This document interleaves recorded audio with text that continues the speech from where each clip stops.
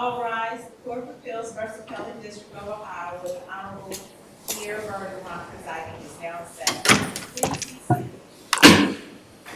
Good morning, everybody. Welcome to the First District Court of Appeals. We have two cases being argued today. The first is State v. Jones, and the second is State v. Mitchell. Appears all counsel is present. Mr. Hoffman, you may proceed with your argument. And how much time would you like for rebuttal? I'd like to reserve 5 minutes for rebuttal. 5 minutes. Very well. Thank you.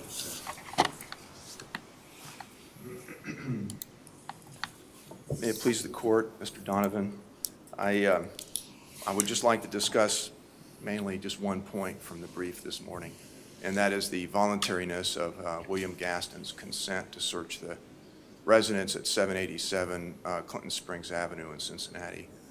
If I have a time left, I'd like to discuss the affidavit for supporting the search warrant to search the safe that was seized. On May the 5th, 2020, police arrived at the address I mentioned and encountered William Gaston, a resident there. And he was informed at the time he came out of the house that they were there on a search warrant. They were there to do a search warrant. And after that, they performed a protective sweep. And in the course of the sweep, they repeatedly shouted out that they were police on a search warrant. And Mr. Hoffman, before you continue on, I want to ask you about the sweep itself. First of all, whether the sweep itself was justified, but secondly, if it was, did what the officers see during the sweep, would that have justified seizing the safe? Okay, the first question was whether the sweep was justified. The police, there is an exigency exception for warrantless entry into a house. And this was not, this whole issue wasn't raised below, and so I think we have to think in terms of a reasonable probability. If it had been raised, is it reasonable that the police might have come up with an exigency? And I'm assuming that a case-specific exigency would be required by this court. You wouldn't just... Well, but I don't mean to interrupt your answer to Judge Bach's question, but I think that's kind of the problem that we're wrestling with in an ineffective assistance claim when these issues haven't been fully fleshed out by the record, because, I mean, your answer right there is, well, we have to kind of imagine what it might be, but then that puts us in a really difficult position on ineffective assistance. It does. All I can say is that there was a lot of raw data, I'll call it, entered in at the trial in terms of body camera footage. Mm-hmm. And I think that it would provide a basis for finding that there was not a case-specific exigency, because it doesn't leave enough gaps for police to assume that communication could have been made at the time of the stop at the filling station on May 5th, the traffic stop, and Mr. Jones's arrest, so that maybe compatriots or other people at the house could destroy evidence. Do you know how much time was between the arrest at the gas station and the search? No, I don't. Or the sweep, rather? I don't. Okay. I'm assuming they went straight to the house, but I don't think that's in the record. Okay. I guess time stamps on. There's a body camera recording of the stop and recordings of the sweep search, and I guess timestamps could be compared if they're correctly calibrated. But anyway, I didn't do that. So I think it's likely that there's a reasonable probability that there was not a case-specific exception, exigency to support the search. And there's one more clue that the court could use. One of the officers on cross-examination by defense counsel seemed to indicate that it was a drug case. In a drug case, they could act as they did in this case, as if that was a category that would allow an automatic exception, exigency exception for a warrant. Mr. Hoffman, I believe that was in the motion to suppress, where the officer testified that it's been his experience that drugs and guns go together. To follow up on Judge Bergeron's question, though, the state didn't have any reason to develop any justification for the protective search because it was not raised in the motion to suppress. That's true. Yes. So it's a plain error issue, is that correct? Plain error, I think, I raised it as ineffective assistance, that it was something that could have been raised, but I think it's the same, almost the other side of the same coin, plain error. It's something that I think was presented, the facts were presented, and, but it just wasn't raised. And so it could have been plain error, that's right.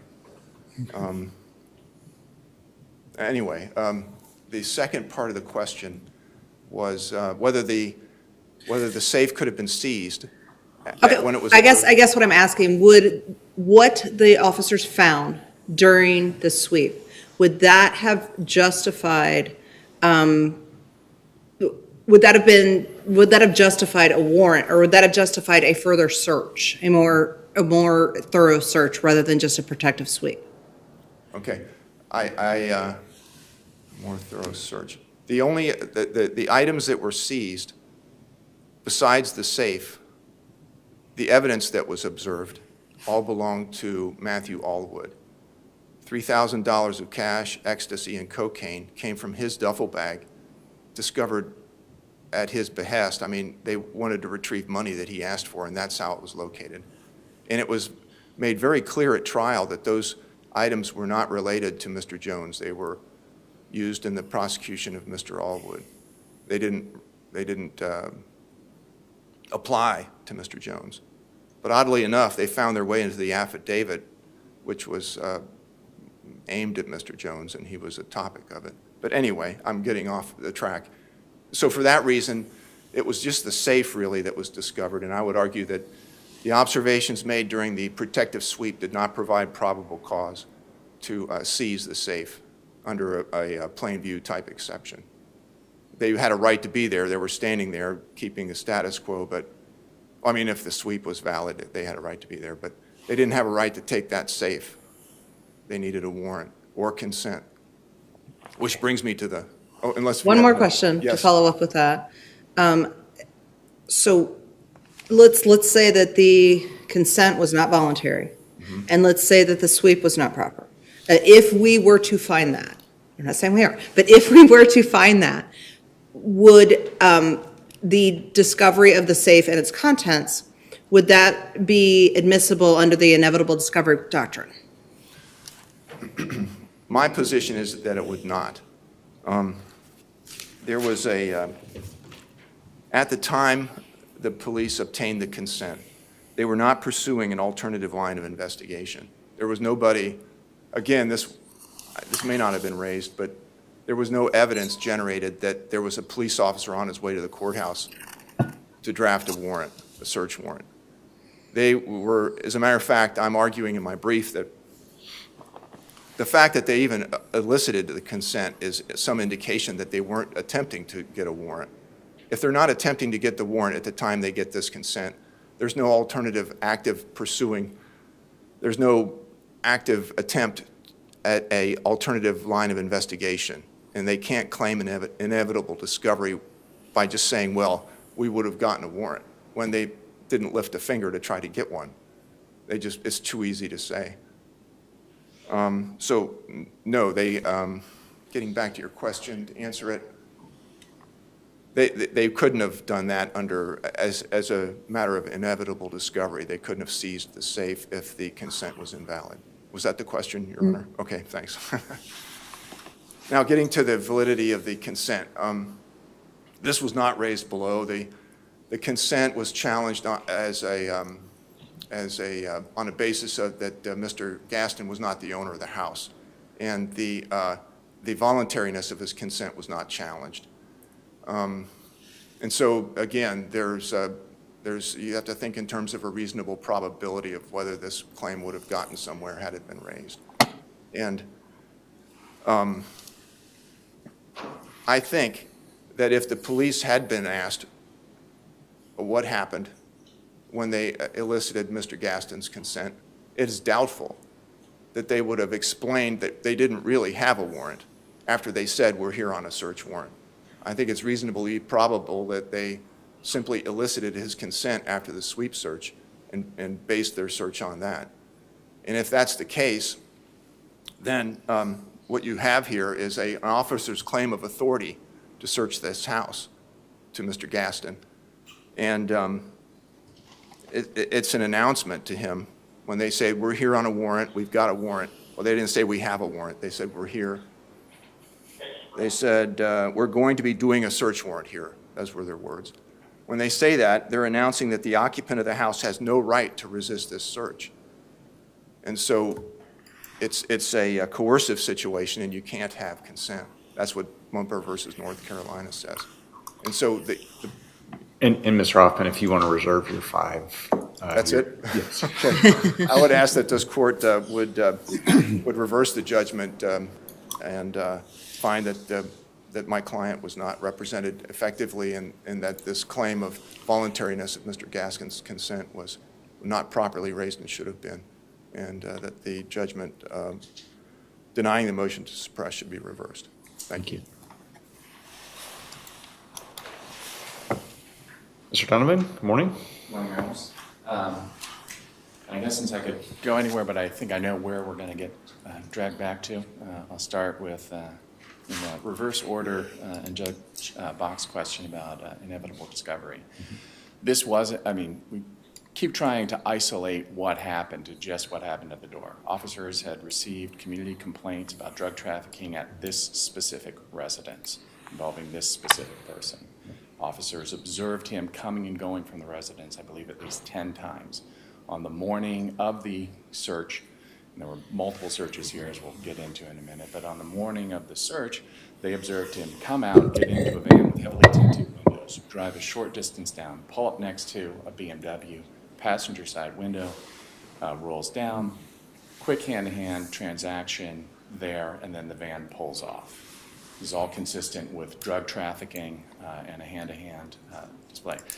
Officers then initiate a traffic stop. They have a uniformed officer initiate a traffic stop because of an open felony warrant for Mr. Jones. They pull the vehicle over. Lights are flashing, and he gets out and just starts going into the store, trying to walk away. They stop him on his person, $1,000 in cash, 3 cell phones, a digital scale that tested positive for cocaine residue, and a bag that at the time they believed contained a powdery white substance that they believed was drugs. It turns out ultimately it was not. He then denies any connection with the house, even though they've seen him coming and going there, and one of the keys that's on his key ring fits the house. I would suggest that all of this taken in its totality would have provided sufficient probable cause for a search warrant. And the officer's statement, as Mr. Hoffman was just saying, that when they initially talked to Mr. Gaston, is that we're going to be doing a warrant here. Well, it's ambiguous, at least from the quotes I've seen in the record, whether it was we're going to be, we have one, or just kind of search warrant. And I guess how does that play into the calculus of evaluating the voluntariness of his consent? Then to go back to that point, then, if I move on from inevitable discovery, moving to that, as both this court, as you, sir, and Judge Winkler addressed, this wasn't raised below. We didn't have an opportunity to flesh out that. So any testimony as to voluntariness of consent, explanation as to what was going on, conversations with Mr. Gaston that might not have been recorded, none of that, the state was not on notice to bring any of that to light and to discuss it, to provide an exigent circumstance, to provide any of these things. And because those issues were not raised below, and the record is, insufficient to that, it then has to be speculation, and that those issues have been waived by not being raised below. So Isn't that the whole point of an effective assistance of counsel claim?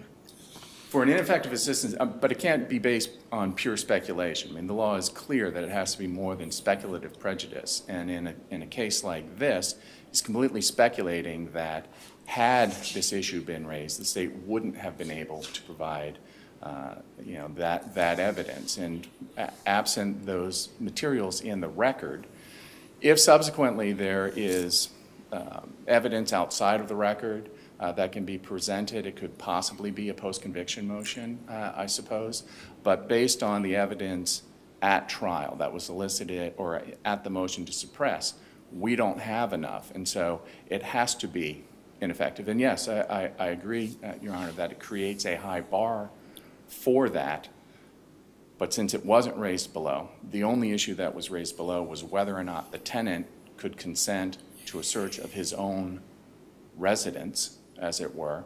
And the testimony was clear that while Mr. Boyd was the owner of the property, he hadn't been there for 13 years. Mr. Gaston was the sole resident of the property, paid the utilities, and he was the sole person living there, that he was the only person that could give consent in that situation. Had they gotten it from Mr. Boyd, it would have been, it wouldn't have been effective. He didn't. I think the have- case law is pretty clear on that, but going to what Judge Bergeron said, though, the yelling police warrant, we're doing a warrant, I think that is the bigger issue here. Well, the announcement of the warrant as they're clearing the house is announcing their presence, and that's subsequent, that is during the protective sweep, Your Honor, and calling out. And in fact, they did find somebody hiding in there, generating the, or supporting the necessity of the protective sweep, that somebody was found hiding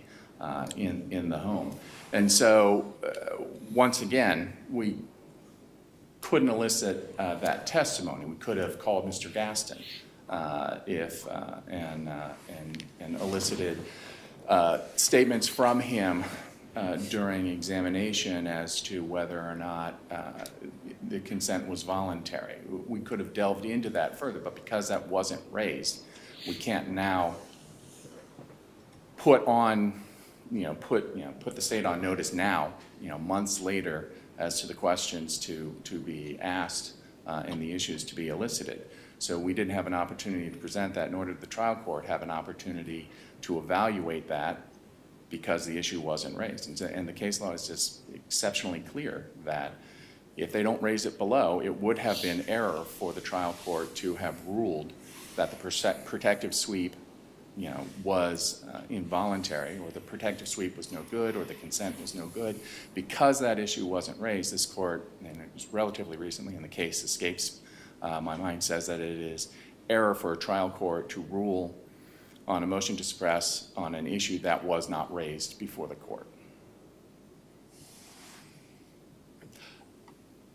In terms of, because I know Mr. Hoffman discussed a little bit that he was going to talk about the affidavit, I'll briefly discuss that. The officer wrote it, I believe it was Officer Bodie, but it might have been Wigan. I could have that fact wrong, and I apologize if that's incorrect. Who wrote the warrant said that at the time that he wrote the warrant to search the safe, he believed that Mr. Gaston was the owner of the resident, and he wrote owner in the warrant. There's no indication that that was a knowing falsehood to attempt to move the bar as to probable cause to. And was there any evidence of anyone else besides Mr. Gaston residing there as a potential tenant? In the scope of it's a very broad question. So Mr. Allwood, whose property was found in the second floor and who made the mistake of asking the officers to retrieve money from a duffel bag that contained a lot of contraband in it, his property was in a second floor bedroom. And he had identification in that bag, and he identified that bag as being his. There's no testimony that was elicited as how long he had stayed there or whether there were other clothes there, but I guess arguably that there was a bedroom there. Mr. Gaston, I believe, stated that Mr. Jones, when he did stay there, stayed on the third floor and not the second floor. So I guess in theory, that could support a belief that Mr. Allwood also resided there, but that information was not. That's all we have to go on as to that. Even if we, as the trial court stated in making its ruling, that the difference between tenant and owner in terms of the calculus for evaluating the search warrant, which is an exceptionally deferential one at this point, was not sufficient to affect. It did not affect the outcome. And as the officer explained, the tenant in that situation has the right to consent to a search of the residence, not the owner of the apartment who does not live there. So if there are no further questions. Thank you. Thank you. Mr. Hoffman, please. It is not the case that the community complaints referenced by Mr. Donovan identified Mr. Jones. The search warrant affidavit simply said there were numerous community complaints of drug transactions at the address. That's all it said. Those community complaints initiated an investigation and a surveillance of the residence at the Clinton Springs address. And during the several weeks, there were no drug transactions observed. The surveillance actually negated the community complaints. It didn't confirm them. All they saw was Mr. Jones coming and going during that time. The only drug transaction was the alleged drug transaction observed out on the street on Mitchell Avenue, not at the residence, and on May the 5th, which was the basis for the traffic stop, Mr. Jones' arrest, and then the attempt to the search of the residence. That search warrant also indicated that at the traffic stop that was conducted, the police, in addition to finding $1,000 and a digital scale, found cocaine, powder cocaine, in the car that Mr. Jones was in, and Mr. Donovan has just indicated that that was not cocaine, it was something else.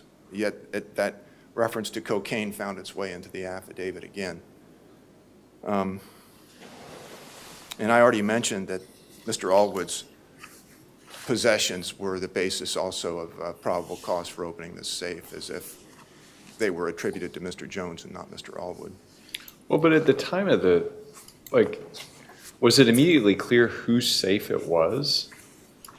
I mean, if you are searching a house, you find contraband, and there are some community concerns about what's going on in that house, and then you find a locked safe, does it really matter whose safe it is in terms of whether it's Allwood's or Jones? There could be a basis for believing there's contraband in the safe. And so even though the police knew that it was Allwood's, it was Allwood's ecstasy and cocaine, they found a safe in the same residence. The only difference I would point out that at the time the police were discussing with Mr. Gaston I think it was before the consent, it was before the sweep search, he did indicate that the third floor, which is where the safe was found, was being occupied by Mr. Jones. And so that would tend to identify the safe as belonging to him possibly at the time they found it, and not Mr. Allwood. And so it would be possible to segregate the probable cause between Mr. Allwood and Mr. Jones. And so if you did that, all you would have is a safe. Mr. Hoffman, my recollection from whether the motion to suppress or the trial testimony of Mr. Jones is concerning the safe, Gaskin and Jones went like this, right? That is true. Okay. That is true. At the time of the search, Gaskin said, no, that's Jones' safe. And then when the police, maybe I'm mixing it up, but the police asked Jones about the safe, he said he didn't know anything about any safe. That's true. So, That's true. All right. So, but I do indicate these things from the affidavit because they do reflect the probable cause surrounding the discovery of the safe and the evidence against my client. that the police had. And the defects there in the affidavit don't just go to the opening of the safe, but also they go to the conviction at trial. And so that's why I mention these things and make the corrections I do. I'm not going to address the affidavit and the search of the safe, the opening of the safe at this time. I'm going to stick with the claim regarding the validity, the voluntariness of Mr. Gaston's consent. And because the police didn't have a right to seize that safe once they found it, without consent, valid consent or a search warrant, the evidence found in that safe, which was the sole evidence against my client, should have been suppressed.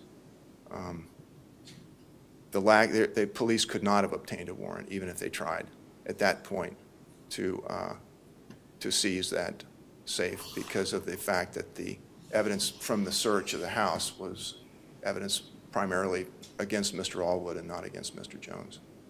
So if there are no further questions, I would ask that the court would reverse. Great. Thank you. Thank you. Thank you both for your arguments this morning. We'll take the case under submission and get out a timely written opinion. Hope you both have a great day.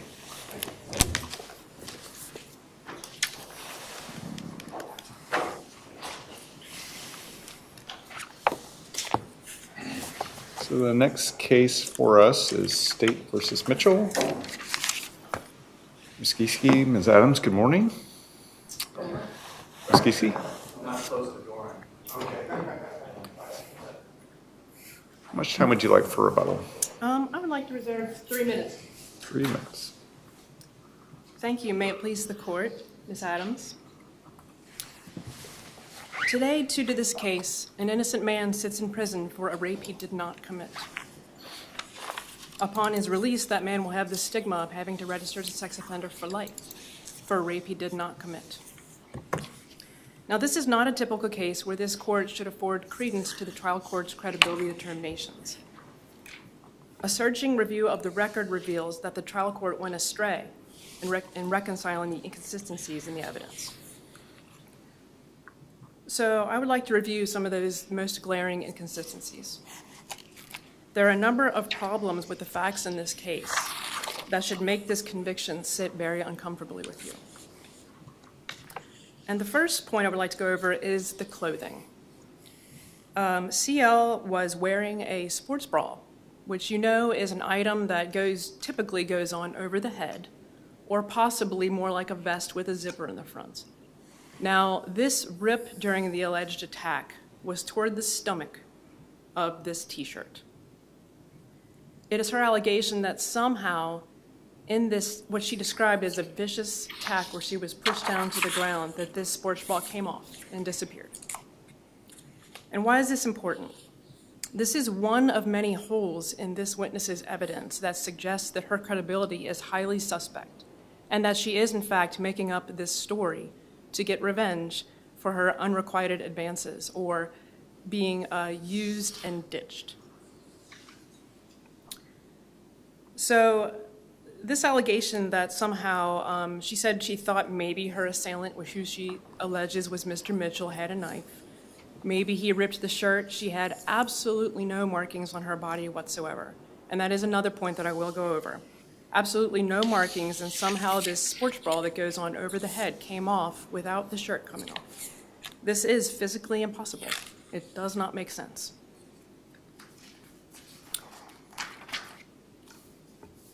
Another inconsistency, or rather a point that does not make sense, is that CL would, after the alleged attack, instead of continuing on to Good Samaritan Hospital that was due north, and she knew it was there, would walk back to where her alleged attacker lived.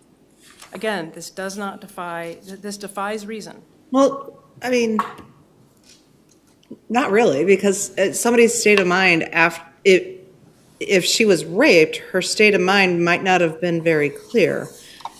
She might not have thought, oh, I'm going to go to the hospital. Instead, she just started walking.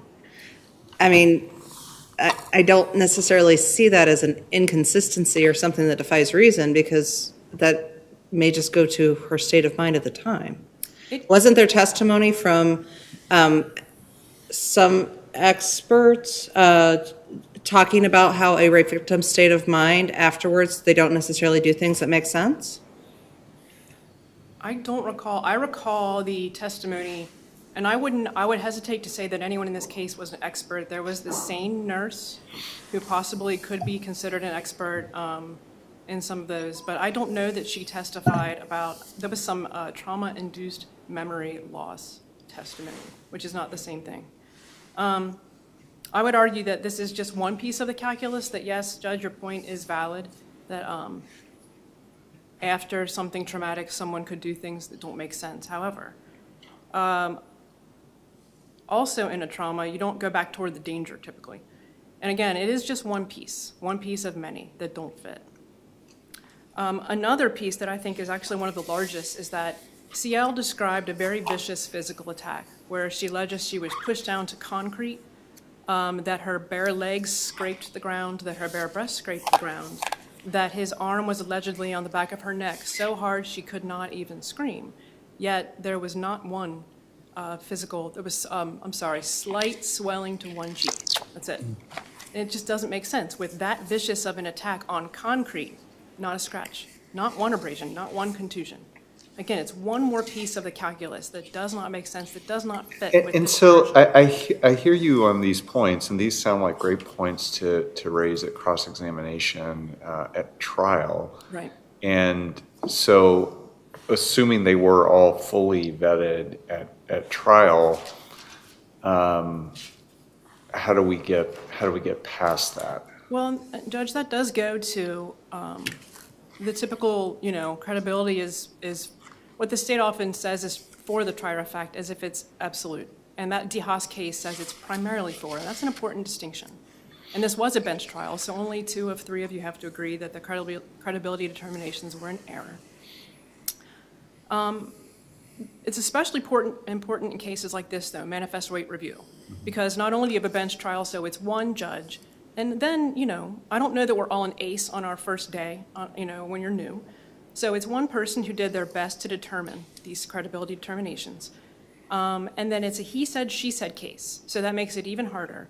And then you have no physical evidence, except for slight swelling to one cheek to corroborate, and someone's self-serving allegations, that's it. So this all becomes even more important for this court to take that second review, whereas normally you do defer. But in this case, I think it's that he said, she said. And when you look at the cases in the reply brief that I cited, there are largely juvenile cases, I'll concede that, but it seems that the cases that do get the reversals are these he said, she said sexual allegations cases, where, especially with just no physical evidence corroborating, that I think the credibility determination deserves a second look even more thoroughly than most, regular assault cases or AgMen, something like that. This is just different because there is a motivation that the hell hath no fury really is a saying from ages ago for a reason.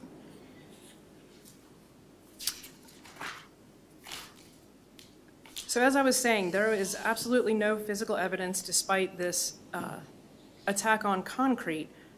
I think that is particularly telling, no, not even a scrape. That just does not make sense. There was no physical evidence at the scene, despite the fact that the police were on scene about an hour or 2 later. No inclement weather. It's not a highly traversed area in particular, that parking lot. No physical evidence. It wasn't windy or rainy. Nothing on scene. That missing bra, the missing undergarments, not there. Absolutely no corroborating evidence on the scene either. And it's important to note that this was homecoming weekend, right by UC's campus. It was busy. There were parties, there were students all around this area. Clifton Avenue, Martin Luther King Drive, busy streets. No one saw anything. There was no evidence that this area was obscured, even though the state kind of painted it that way at trial. When you look at the pictures, yes, the immediate area was dark, but all around, again, is the lights on Clifton Avenue about 100 yards away. It's a flat area. No trees, no hills, nothing. This is very open, which gets to another oddity in the case, that why would Mr. Mitchell hang out with this woman for 5 hours, yet lure her out in public to attack her? That does not make sense. One of many pieces in this case that just don't fit.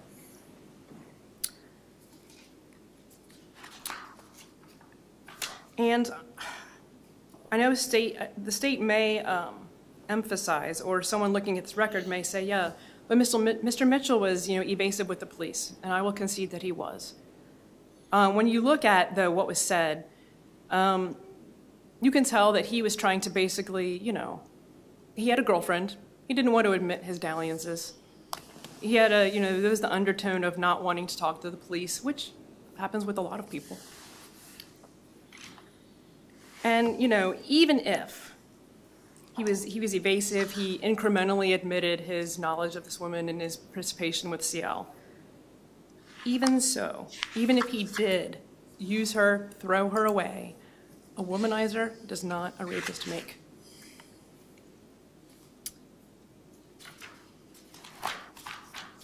And Counsel, when the police went to interview your client, he is the one that asked, is this about a rape charge? he did. He raised it. Right, but you have to look at the whole interview. I counted the time out from that less than 2 minutes prior. Detective Brinker asked him about hooking up with this woman, which means sex. So he said, just this last Saturday, didn't you hook up with this woman? And he's getting at, this is a woman that Mr. Mitchell knew, he had used and ditched her. He brings up hooking up with this woman. This woman had gone out of her way to accommodate him. She had gotten a ride, she ditched work. She paid for a ride to come over, she got him chicken. He was supposed to pay her back. Instead, he used her and stole from her, and then made her leave his house under this pretense of the cops were coming when she was half naked, according to her text, and had to pee. So it was not, he knew.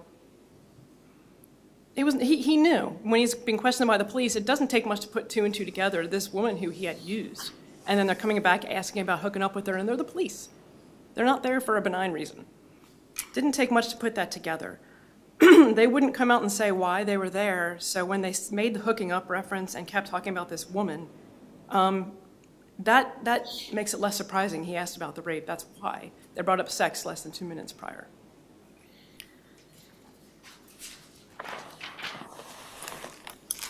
And the last point, actually I see my time is up.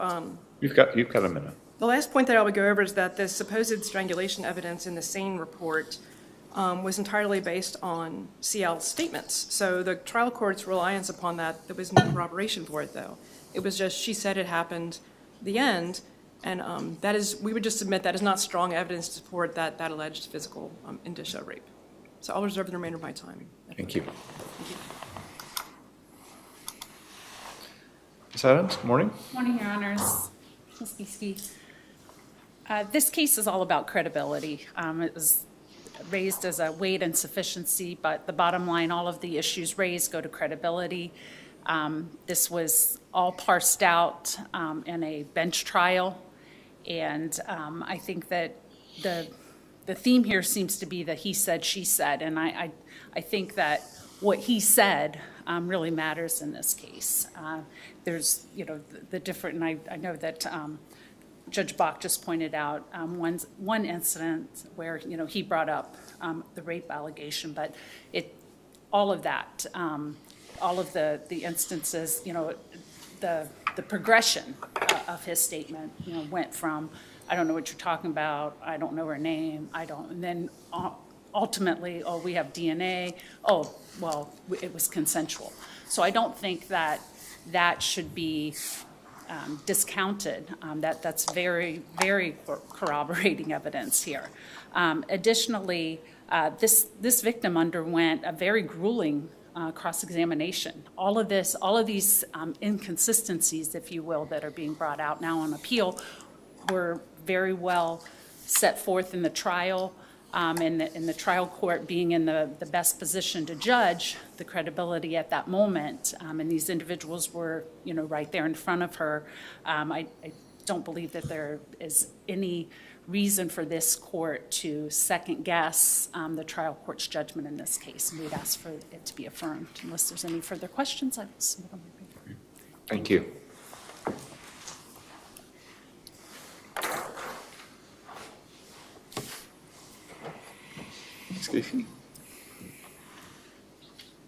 The only point that I would like to emphasize is that, manifest weight review has to mean something.